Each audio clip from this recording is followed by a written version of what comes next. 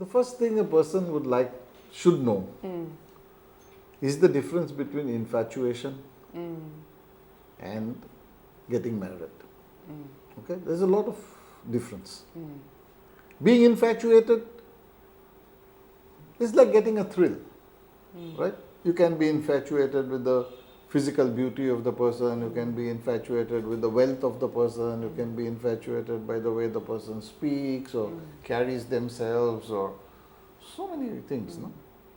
You can be infatuated because that person is a popular person among everybody. So you being a partner with that person will make you also popular, you know, borrowed feathers shine, right? So that is infatuation. You must be mature enough to understand what is infatuation.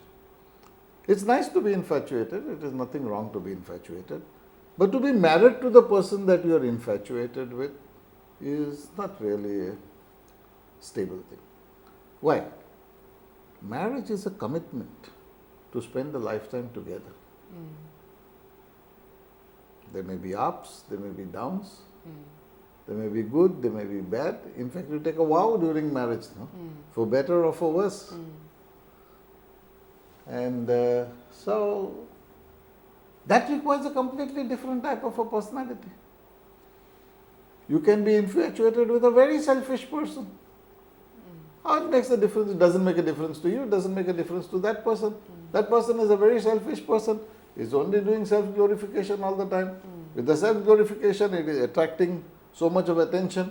You are infatuated, so you also join that person. As a partner of that person, you also draw so much of attention. You are also happy, that person is also happy.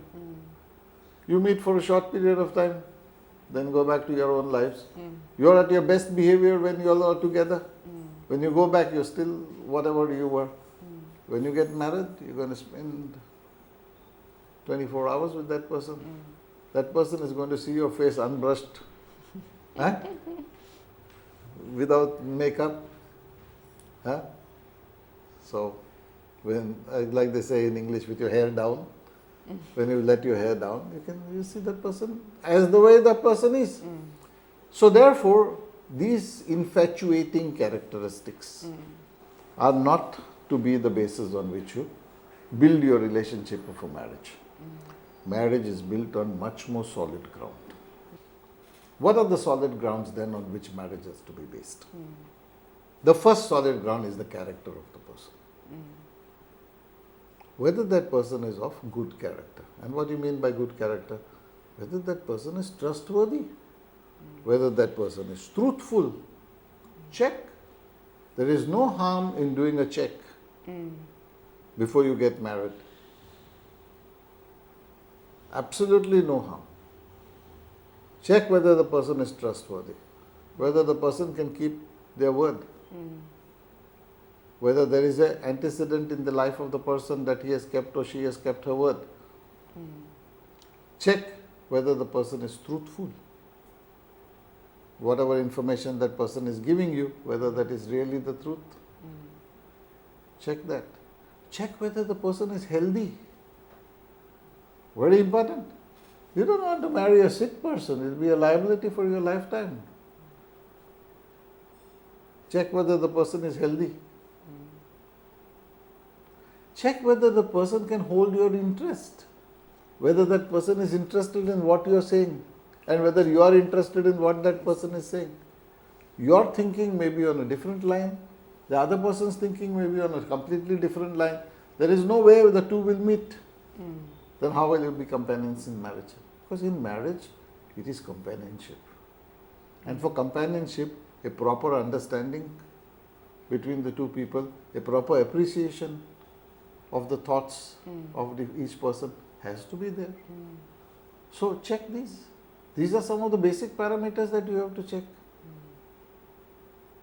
You may also look at the person as fairly good appearance. No? Height, build, weight, whatever appearance, features, fairly good. But sometimes when you find all the other parameters are there, this absolutely doesn't matter. It doesn't even appear to you. You don't even see it. So it depends how deep you want to go in a marriage relationship. Then, when you're asking for this much from the other person, see whether you have that in you. Whether you are trustworthy, whether you are honest, whether you keep your word, whether you are healthy, whether you are dependable. One of the most important things to see in marriage is whether that person wilts under pressure. Many people are there, fair weather friends. When everything is okay, they are great. Yeah. When the troubles come, all of them collapse. That should not happen in a marriage. You have to stand by each other. You have to be the support for each other. When things go bad, you must be two as one, not as two. You can't desert your partner. You can't have your partner desert you when you're in trouble and be with you only in fair weather. That cannot happen. So you have to check all these things in marriage. In my opinion, if you check all these things in marriage, you may not be married at all. No, you will still find. There are people. For everyone can find, provided you're looking properly, pragmatically. You cannot expect what you cannot give. One of the mistakes we make while we are looking for a life partner is, we are expecting everything from that person, but we don't have anything to give to that person. How will that person sustain? If that person begins to realize that I am giving my 100% and that person is not giving me even 1% or 10%, it is an unfair deal. So there has to be a lot of fairness in marriage. There is a lot of give and take in marriage. You must have the ability to allow for mistakes to happen. You must have the ability to allow for growing up together. Growing up meaning mistakes, overcoming the mistakes. You must have the ability to be together, learning your lessons and taking your baby steps in life together. It is not an easy job. Marriage is not an easy job. Marriage is tough. It requires 100% commitment every day, every moment. Romance, in fact, I always joke and tell people, romance ends where marriage begins. Not true, actually. Yeah. You can have a lot of romance in a good marriage, but not the infatuation type. Not the infatuation type. Your infatuation dies quite early once you get married. Because you are no longer on exhibition, no? You are no longer on short time basis. You are 24 hours basis. So your actual core personality comes to the fore. And that's not what had infatuated you to that person. So your core comes out, their core comes out. If you don't appreciate the core personality, then that marriage has a problem. So therefore you must look for what is in the core. And whether that core personality and your core personality matches and you can make it together, that is how we look for marriage.